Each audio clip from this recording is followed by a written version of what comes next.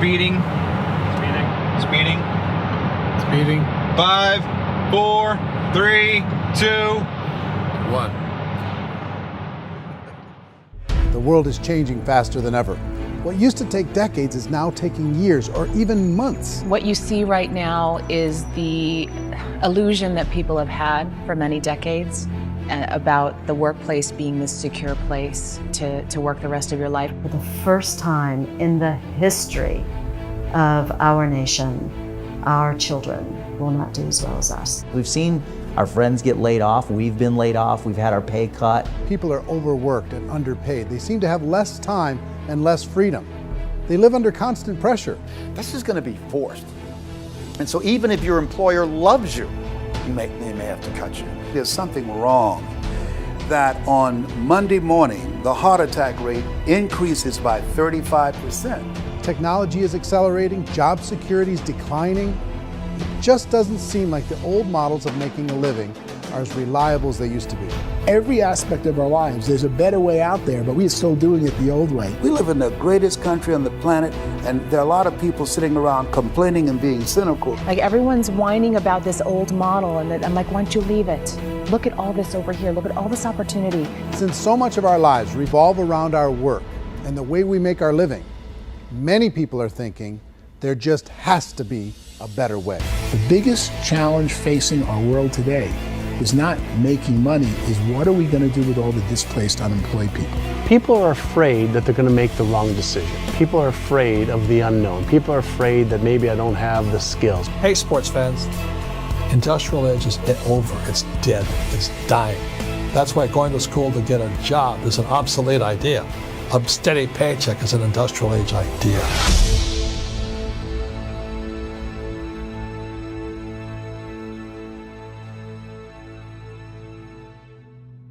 It's the search for answers that has brought us here together today. My name is Eric Worre, and for almost 30 years I've been an entrepreneur, struggling at times, but ultimately succeeding. As a best-selling author, speaker, and business owner, I've spent my entire career helping millions of people around the world to become entrepreneurs. And I believe strongly that there is, in fact, a better way when it comes to how we make a living. The career landscape has changed dramatically, and many are still working in a model that is completely out of date. What worked for previous generations isn't working as well for people today. In this film, we're going to explore 3 important questions. First, what's really going on in our working world today? Second, in this new economy, is it better to become an entrepreneur, or is it safer to work for someone else? And third, if a person decides to become an entrepreneur and start their own business, how can they do it without taking on massive risk? To help in this journey, I've brought together some of the greatest experts and thought leaders in the field of entrepreneurship to share the real facts with you. My intention is to give you new information that will allow you to make choices that are not limited by an old, outdated model. Let's start by understanding what's going on in our working world today.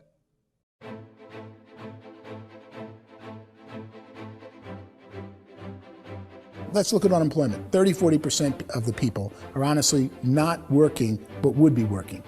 What our government does is if you haven't found a job in 6 months, we don't call you unemployed. We pretend you dropped out of the labor force. I've often said that unemployment, particularly structural unemployment, that's unemployment due to technological changes, is the first sign of economic growth. Think of it, 10 people live on an island. They go out every day and fish. One day, new technology shows up. A missionary brings them a net. Now, using the net, one pilots the boat, one throws the net. 2 fishermen can do all the work 10 used to. That's a 500% increase in productivity, 2 doing the work of 10, in one day. You don't have to learn a lot to learn how to throw a net instead of throw a fishing line. The island's got a big problem, 80% unemployment. But the island still has all the wealth of the fish because the 2 people produce as much fish as 10 did. Now, of course, looking back in history, these changes used to take thousands of years. And during that time, we went into farming and transportation. Some of us became doctors and some teachers and lawyers, and we developed all these new professions and new manufacturing jobs. Today, these changes are occurring literally in one day when a new technological advance occurs, and we don't have the social structures to deal with it or to retrain the unemployed people. So one of the things that I think is interesting as I travel across the country and really travel around the world is the way that we work and the way we get paid for work is changing pretty dramatically. On a global basis, everything is being turned upside down because of the rapidly advancing technologies. They are eliminating many jobs, and we have been left with many people not prepared for the jobs that exist. A lot of demand in public companies was to squeeze out all the fat and to get just as much margin as we possibly could, and fat equals humans. So this idea of job security and information age is so obsolete, but it's still taught inside our school system, and that's where the problem starts. There's no financial education in school system, and people are still trained to be employees to work for that paycheck. This is a chart on the middle class. What's happening in the middle class, those that went to school, their incomes have been coming down for years. And parents still say to their kids, go to school, get a job. Now what happens to all those middle class people who are dropping off the ends of off the chart? Well, they become what's called working poor. And this is what happens to working poor. But they say poverty is ending. Well, poverty may be ending, but working poverty is going up. And this is food stamp usage.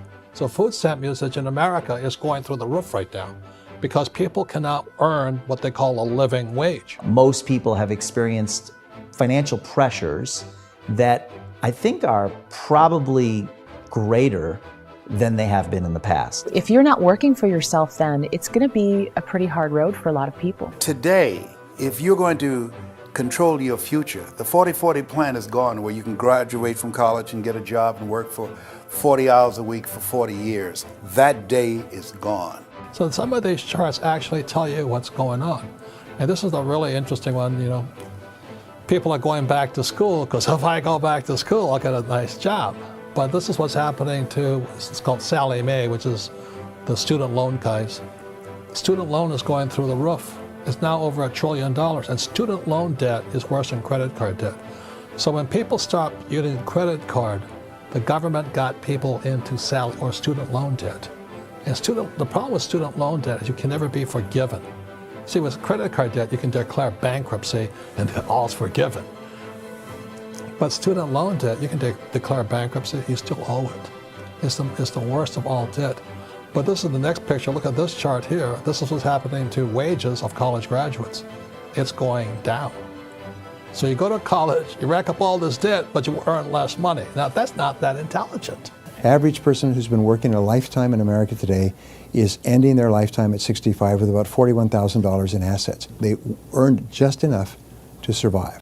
I think in the United States we have something like 17 trillion in debt. That's just the federal government debt. We got another 2 in municipal and in other, let's call it almost 20 trillion government.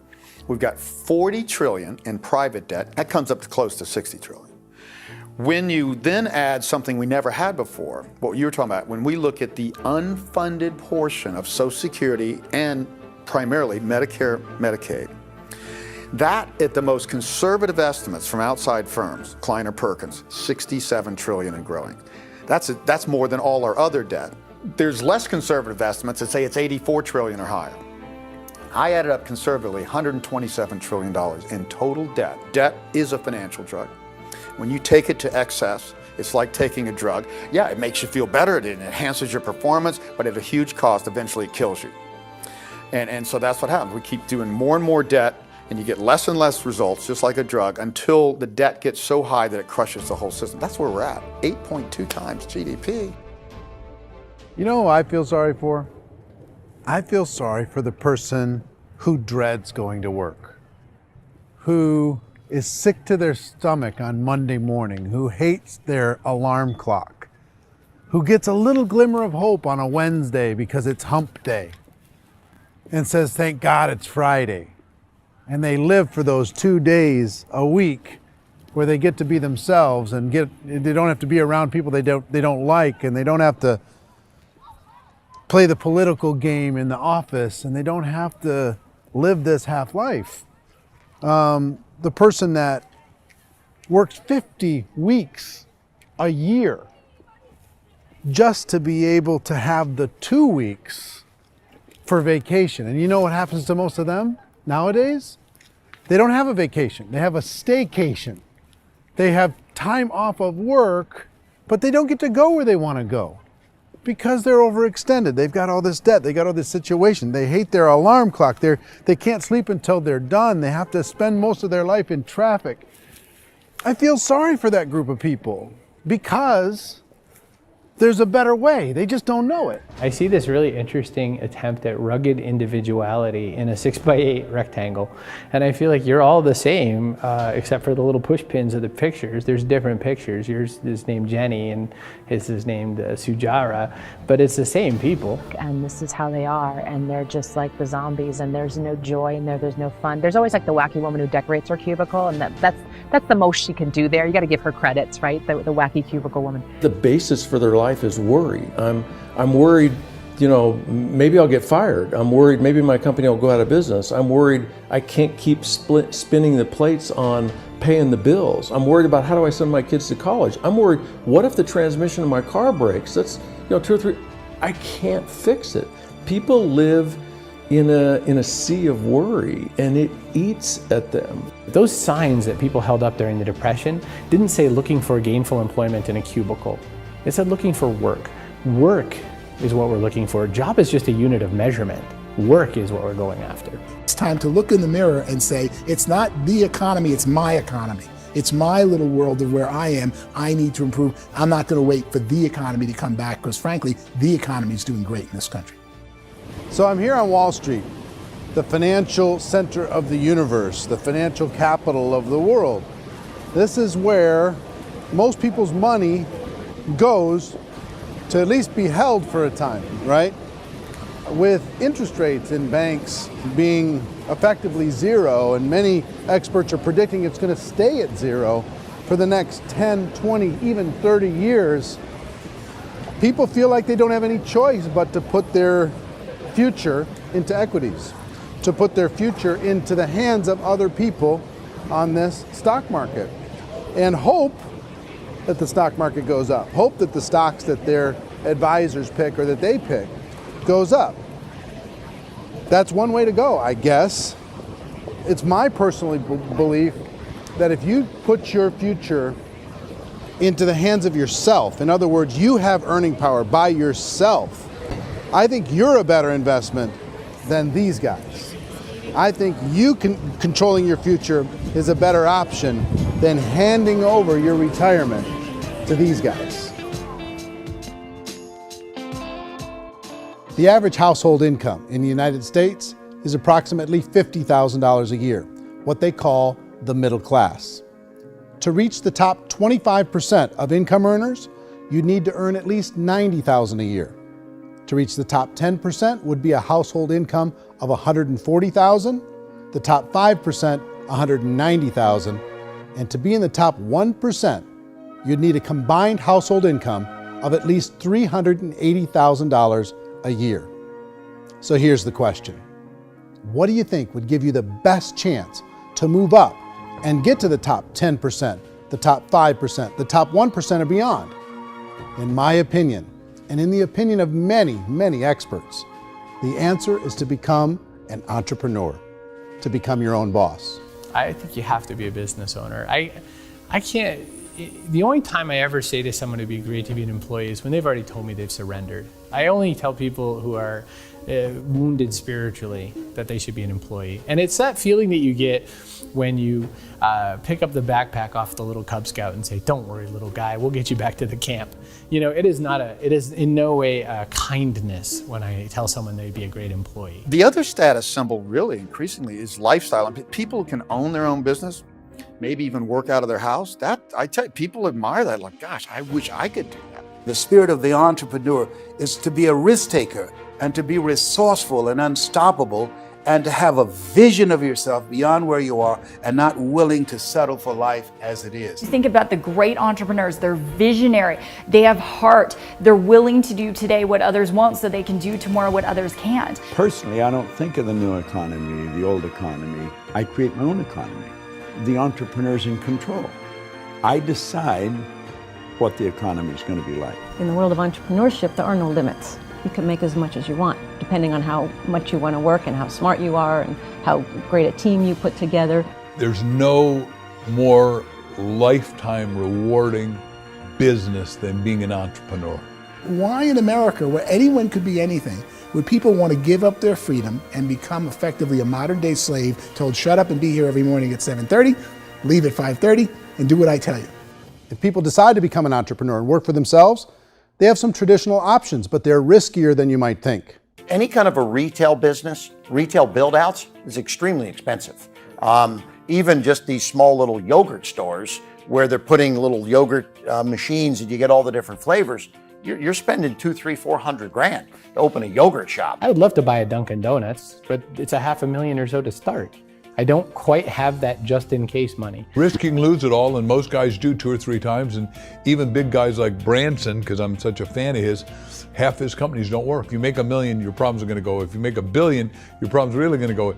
Just the opposite. You and I know when you're making $1 million, you got $1 million responsibilities. You make $1 billion, you got 1,000 times $1 million responsibilities. And most people say, I'd love to be my own boss. 70% of Americans would love to be their own boss, according to recent polls. But they don't know how to get there. Because what are you gonna do? One, you could buy an existing business. If somebody's selling an existing business, you have to ask why. Usually because it's probably hard. It's probably not making as much money as they hope. 2, they could buy a franchise, a little less risk, proven system, but it's expensive to be able to do that. 3, they could start something from scratch. And that's where a lot of people feel like, I don't have the chops to do it. I don't have the money, I don't have the product idea, I don't have the expertise, I don't have whatever it's gonna take to be able to get there, and I can't risk my family to do it. So, 4th, they could become an investor. A lot of people in this town invest to try and figure out a way, but you gotta be pretty smart with that game too, right? Venture capitalists, who are the very best and most sophisticated in investing in new breakthrough businesses, make it on 1 out of 11. That means 10 out of 11 are mediocre or fail. Most of them fail. That's the risk there. An angel investor is lucky to get 1 out of 15 or 20. A business is a team sport.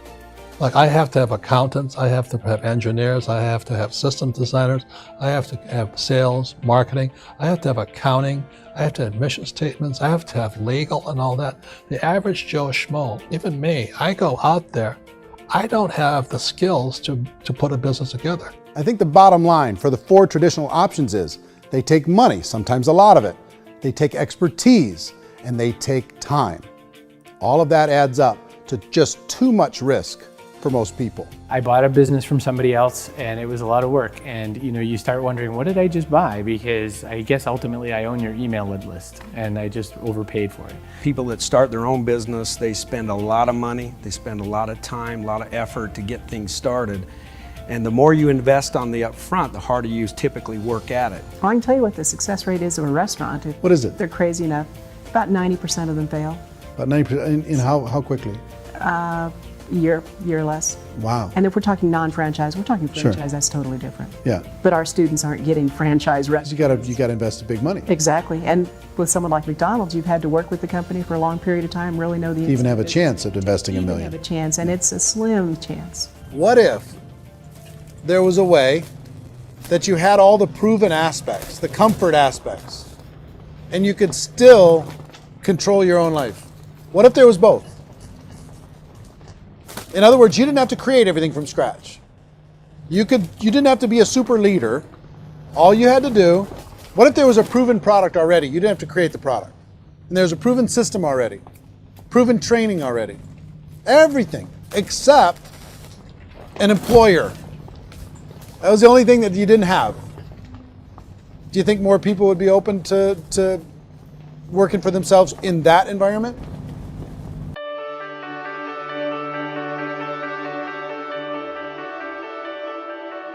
In our search for a better way to make a living, we've come to the conclusion that becoming an entrepreneur is actually safer than being an employee. And through our look at the entrepreneurial options, one particular path kept coming up from expert after expert. And I think most people will find it surprising because it's certainly a non-traditional business model. That model is for people to start their own business and become an entrepreneur through the creation of a network marketing business. Some people call it direct selling because the product is being sold directly from the manufacturer to the end consumer, cutting out the middlemen. Other people call it multi-level marketing, or MLM, because there are multiple levels of commissions paid.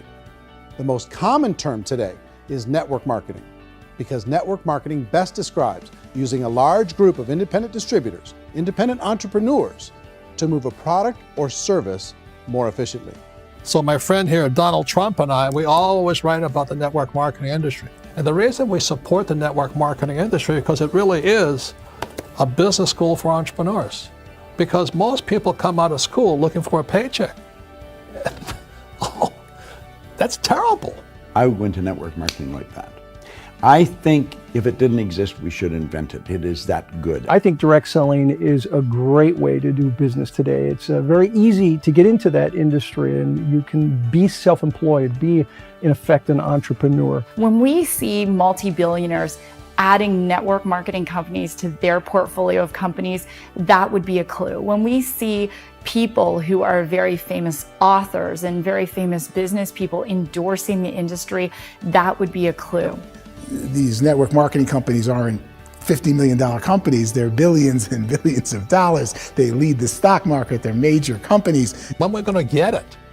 You know, and you're going to school to work for a paycheck, but if you want to be rich, be an entrepreneur, and network marketing gives you the spirit to be an entrepreneur. A traditional company will spend up to 50% of their total revenue on marketing. Network marketing companies use a different approach. Instead of having all that extensive marketing expense, they utilize a network of independent distributors to do the marketing for them. Now, why do they do this? First, because word-of-mouth advertising is so much more effective today than traditional media advertising. Second, some products need to be explained or demonstrated, and an independent salesperson can do that more effectively than an ad campaign. Third, it's completely efficient. The company only pays for the marketing of their product if a sale happens and not before. Imagine if Amazon allowed you to become an independent distributor and paid out 40% of its revenue to that distributor group. All you had to do as a distributor was recommend a product, and if a person bought it on Amazon, Amazon would take care of all the logistics, and you'd get paid for bringing the customer. Now imagine you got paid for every purchase that customer made for the rest of their lives. Well, Amazon doesn't offer this option, but network marketing companies do. 85% of all buying decisions in our society are made as a result of word of mouth or reputation. We're recommending things to each other all the time. You know, who's your dentist? Who's your doctor? Who's your lawyer? What detergent, are you using? What legal system are you using? What product are you using? We're talking to each other about the things that we love anyway. When you go into a big box retailer, you're lucky if the clerk looks you in the eye, much less gives you any detailed or accurate information about what you're purchasing. So of course, this personal information, this education coming from a friend, a neighbor, a relative, or even a stranger, but one who has experience with the product is extraordinarily valuable. As a matter of fact, network marketing can educate consumers probably better than any other form of marketing. It certainly can do better than advertising, because advertising usually has a certain hype to it, and you can only get limited information. So, network marketing trumps advertising. If you were a typical sales company and you wanted to sell $1 million a month worth of product, you might go find 100 superstar salespeople. The quota would be $10,000 a month. So network marketing as a distribution system just flips the numbers. So we use 10,000 happy, raving fans of a particular product, and we don't concern ourselves so much with how much product each one of them individually sells. If they sell just $100 or $200 a month, and there's 10,000 of them, you're selling $1 million to $2 million a month worth of product. And that's the best way I can explain how network marketing works. This is the marketing arm of the company. There's not money being wasted on bricks and mortar. There's not money being wasted on inventory that's sitting stagnant somewhere. There's not of employees standing around that don't have customers. These are people that are going to connect with customers. These companies allow people to become independent distributors for extremely low cost and with no minimum time or sales quota. Essentially, they own their own business and can provide as much or as little sales as they choose. In other words, the distributor gets all the benefits of traditional business ownership without the risk. The advantage of network marketing is the ease of entry, the low risk, and the low startup cost, because almost everything else has very high risk. You can get in for a minimal investment. You're buying into a system that's already been proven, products or services that have been proven to work. The keys to network marketing is providing an opportunity for the masses to get involved, providing an opportunity for the average person who doesn't have the resources to start their own business. All of this so far is fairly straightforward, but network marketing offers another benefit, and it's this benefit that makes it so interesting for entrepreneurs. Network marketing allows a distributor to build their own network of other distributors and then compensates them on the sales created by that entire group. Direct selling is, at its base, very simple. It's the sale of a product or service to an individual on a face-to-face, one-on-one basis, just the way we're talking right now.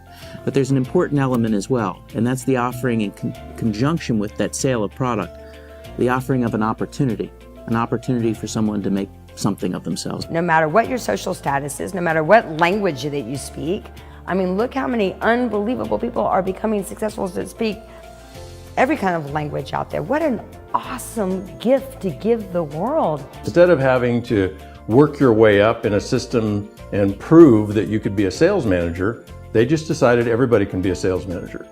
Everybody gets to build a sales team from day one. And so what that brought into the system of growth as a direct selling company is the concept of compounding or geometric progression. Because now you can actually grow sales force very quickly because everybody is enrolling people in their own sales force. People who are like, oh, this is weird, I'm building a sales team, or what do you think you do at a regular company? How do you think a regular company works? Network marketing is the only industry that doesn't say your past determines your future. It looks at your past and says, okay, now what can we train you to do so you can have a great future? Every other employer out there wants to exploit you for what you already know, not teach you something new. Network marketing has the potential to save the United States and the world because it's going to teach people not to be employees, but to be entrepreneurs.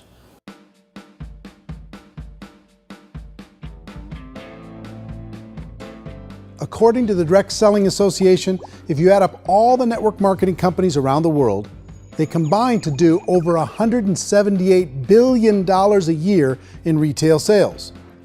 To give you an idea of how big that really is, the NFL, the National Football League, does approximately $9 billion a year.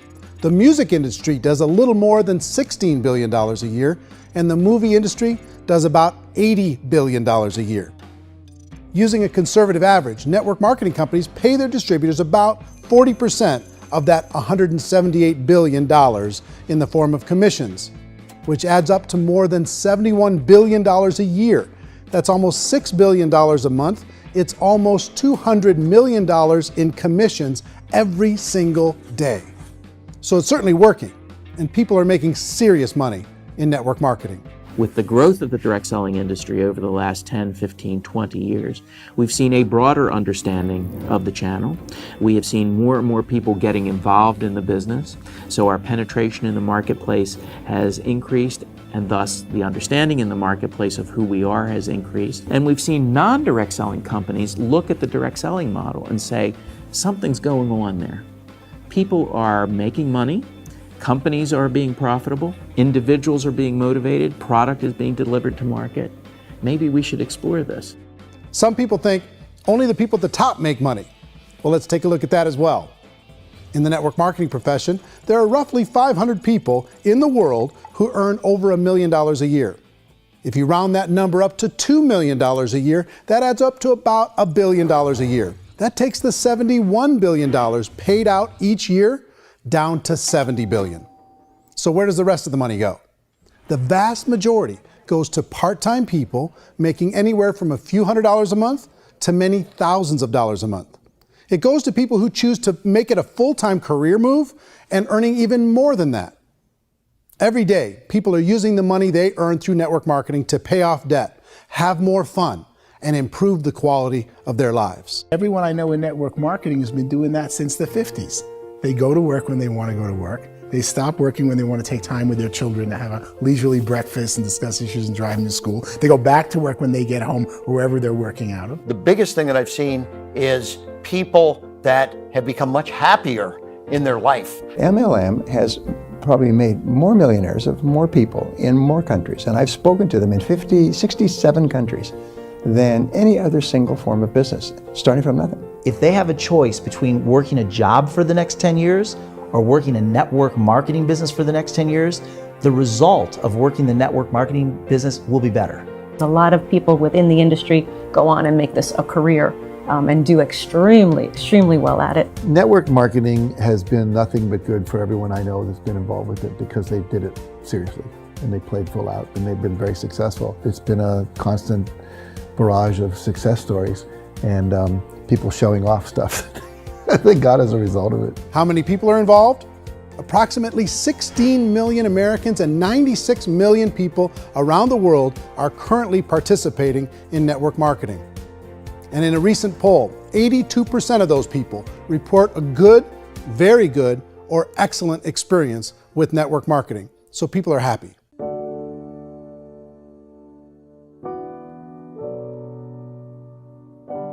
So I've taken a look at the network marketing profession and really tried to understand why so many people are confused as to the validity of this as a business. One is this pyramid shape. People get really messed up with this pyramid. Oh, it's one of those pyramid things. So I just think there are a lot of haters out there who really don't understand the industry and say, oh, it's a get-rich-quick scheme. It's a pyramid. Well, corporate America is a pyramid scheme. You know what I mean? It goes like this. You have thousands of MBAs, let's say working for Ford or General Motors or Coca-Cola. If all these MBAs, they're all trying to get to here, that's a pyramid. Only one guy's going to make it. Every 10 years, one's going to make it. Whereas you look at network marketing, it's like this. So you're here, and your job is to develop other CEOs coming up behind you. So it's an inverse pyramid. In network marketing, it's a very simple concept. If you sell product, you get paid. It is paid based on production. There is no first mover's advantage. There is no investment component where the more somebody spends, the more they're entitled to make. So the two are polar opposites of each other. It doesn't matter what shape the company is or the compensation plan is shaped, whether it's a circle or a pyramid or a triangle or a trapezoid, it doesn't matter. If compensation is coming primarily from recruitment, then you've got a problem. On the other hand, if an operation is basing their compensation to participants on the basis of sales, even when those sales are generated by people you've recruited, well, then you're a perfectly legitimate enterprise. That's the legal test, it's the practical test. Another issue that's been true in the past that is no longer true now is people used to be in network marketing loaded up with products that they couldn't sell and they ended up a loser. They ended up with a bunch of product in their garage, they ended up with a bunch of products sitting in their kitchen shelves or whatever, and they thought they could sell it and then they weren't willing to or able to sell it and they ended up with a bunch of stuff and they were bitter about it. There was this thing called front loading where you had to buy if you bought $25,000 worth of product, you got better commissions and all this. Today, it's almost all done by computer. It's direct mail, comes from a warehouse somewhere else. You don't have to have all this inventory. You don't have to stock up. It's a paperless world now. Most of it's done online. You have a back office. It really works. And I mean, the technology has changed everything. Third issue is people start talking about 99% of people in network marketing don't make any money. Well, we've talked about that over the course of this journey together.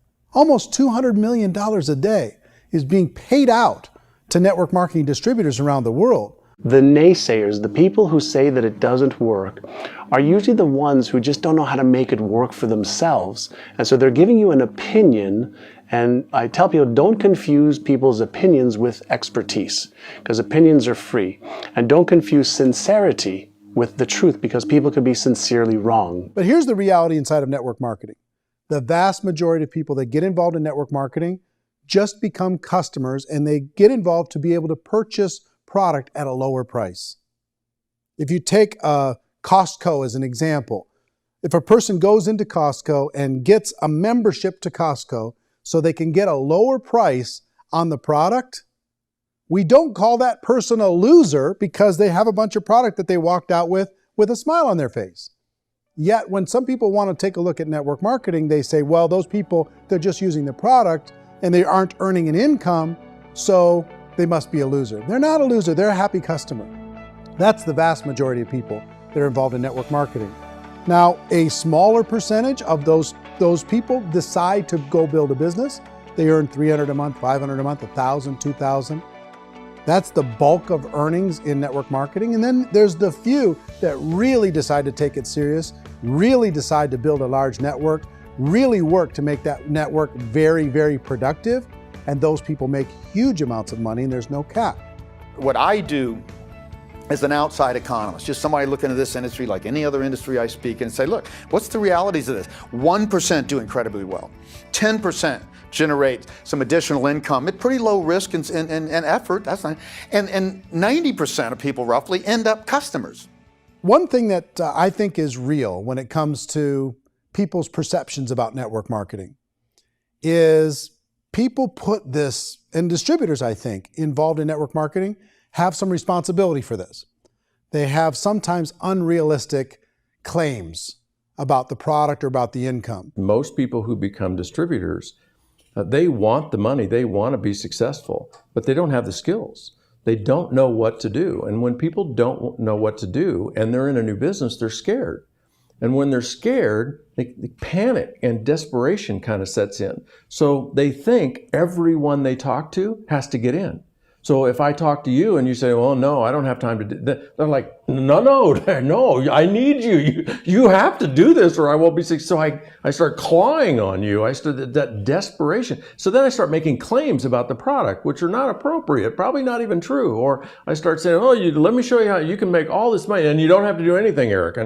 And so you just totally misrepresent the opportunity, and you're clingy with people because you think you need everybody to be successful, and you don't. You know, one of the messages that I try to deliver most forcefully to companies as well as salespeople in direct selling is that you don't have to overpromise. The reality is in network marketing, there's a lot of hard work involved. There's a lot of effort. You're going to have to develop yourself. It's a business like anything else. It's going to take some time, but in my opinion, it's better.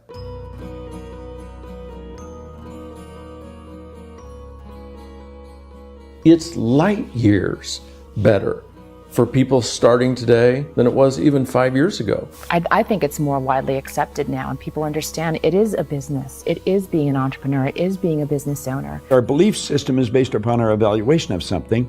And frequently, if we reevaluate a situation, our belief about that situation will change. The industry has changed and it's grown up. It's totally transformed. You've got young people today that have grown up with social media, and they understand networks. They understand how people are connected through technology, and they understand how money flows through those networks. So when they see network marketing, they don't see it the way their parents saw it. And we've all learned, the larger industry that you represent, has all learned from those mistakes and flaws and errors that have happened early on. Early algorithms didn't work the right way. That's all fixed. It's like when they design a computer program, they design the program, then they run it, and then they go back through and they debug it. The MLM industry has been debugged. This is the day of being virtual, being able to run a business from your mobile phone. I mean, it's incredible. Companies are getting smarter. They're implementing more consumer protections. They're implementing more compliance training. They're doing more with respect to product research. If you do get involved and you make purchases of inventory, even on a voluntary basis, if you decide that this business is not for you, you can leave and have that inventory repurchased by the company. There's no other business that offers that kind of protection on a voluntary, self-regulatory basis.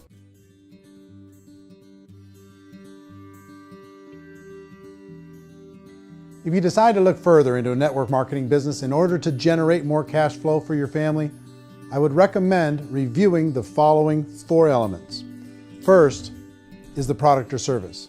And on the product or service, I would ask 5 important questions. 1, do you like it? Is it something you would feel comfortable sharing with others? 2, is there a recognized need in the marketplace? It's hard to create a need if one isn't naturally there. 3rd, does the product meet that need? Does it solve a legitimate problem for consumers? And 4th, is it priced to sell? Can it compete in the marketplace? And 5th, is it priced for profit? Is there enough margin for the company and the distributor to be able to generate income for the long term? If you can answer the questions on the product to your satisfaction, the next element to consider is the company itself. Is it well run? Do you believe in the founders or the management team? Do you feel they have what it takes to go all the way? See, it doesn't matter how good the product is if the management can't take care of the company. Good management can change with the times. They can handle adversity. They can make good decisions. Make sure you choose a company that can serve you for a long time. The third element to consider is the compensation plan. And with that, there are 3 important things to look at. First, a brand new person needs to be able to generate some money fairly quickly. It may be an obvious reason, but you can probably imagine the ripple effect of a distributor getting involved and having even a small victory fast. That can only help with the overall success of the organization. Second, a person should be able to develop a moderate part-time income in a reasonable period of time. As they develop their network and as their sales grow, they should be able to enjoy more benefits. And third, for the people who are really serious, for those who decide to really go pro in the network marketing profession, there should be the possibility to make a serious full-time income if they work hard and are committed to developing their skills. If you're comfortable with the product, the company, and the compensation plan, the last thing you should look at is the support that will be made available to you. Does the company have a website? Does it have a solid online reporting tool? Do they have comprehensive training available? Do they host events to help you build your business? If you decide to do this, what kind of a support system can you plug into? Choosing a network marketing company is a personal decision. But evaluating the 4 elements of product, company, compensation plan, and support is a great place to start. Is the company promising that you're going to get rich quick or that you can make a lot of money without a lot of effort? That's a red flag. Is there a product that you really believe in that you think can be sold? Or are you being told by salespeople or the person who's trying to recruit you or by the company itself that don't worry about the product, all you have to do is recruit other people into the business? Red flag, warning sign. If you're hearing that, take a second or even a third look. Get to know the customers, the products, the business, have some success, and see where the opportunities might take you to move up in the organization. You want to find out how concerned are they about my education, my training, and my development? Is there a space for me to grow? Most important question. Learn everything that you can about the product. Make sure it's something that you believe in, and learn everything you can about the industry and work that system. You have to be very passionate about whatever that company is doing. I would get involved. You can always test drive anything, the product, the service, the community, and then lean into it a bit. If it feels good, then lean into it a lot. Behind me is the Lincoln Memorial. And this is a place where Martin Luther King Jr. had his famous "I Have a Dream" speech. And at that speech, he talked about his dream for equality for everyone around the world, and that's a noble dream. But I think more people need to remember what it was like when they were kids and the dream was still alive in them. Before it got beaten out of them by reality, by this paycheck, by these responsibilities, and by having to live for this job to pay the bills. I think people need to remember that, go back to that. Once they know that there's a better way, I think their future is going to be much brighter. They can live a better life.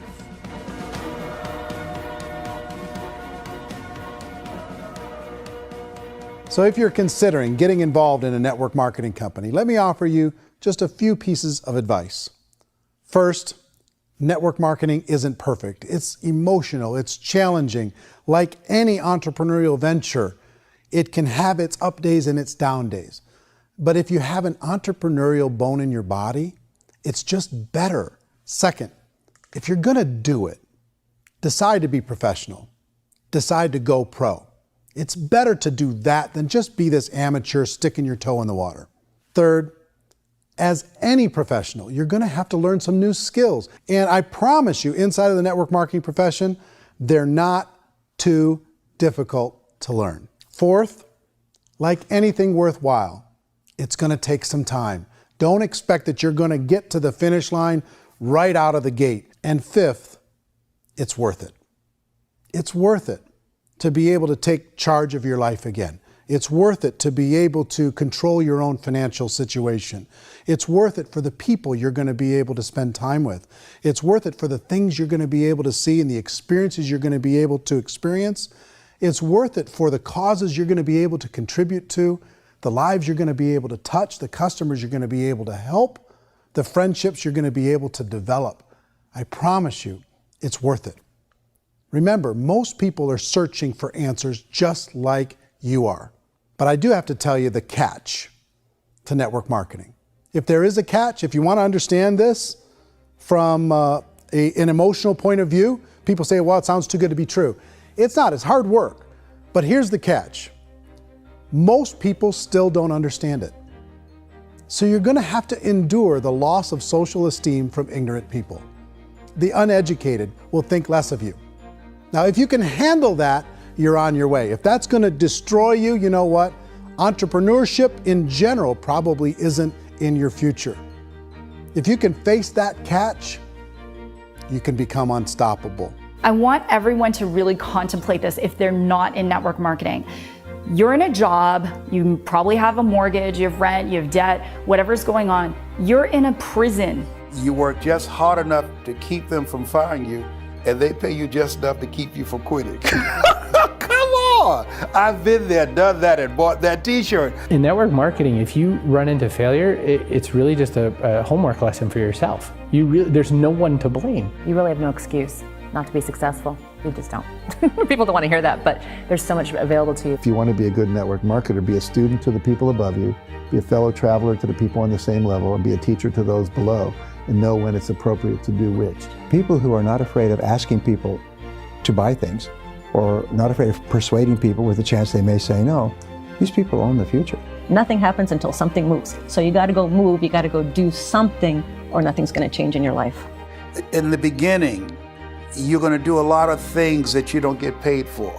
But as you go down the road, you get paid for a lot of things that you don't do. And your job is rehabilitate the spirit, the entrepreneur spirit in all of us. Give it back. Either give it a strong yes or a strong no, but no wishy-washy, dilly-dally stuff in the middle.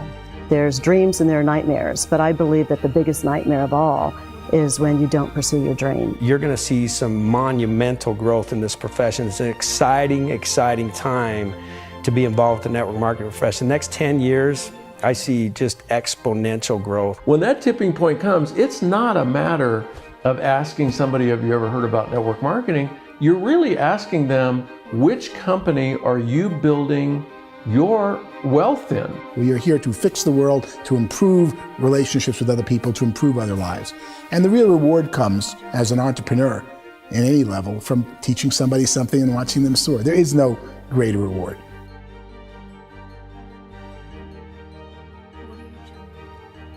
Life's too short to spend it living someone else's dream instead of your own.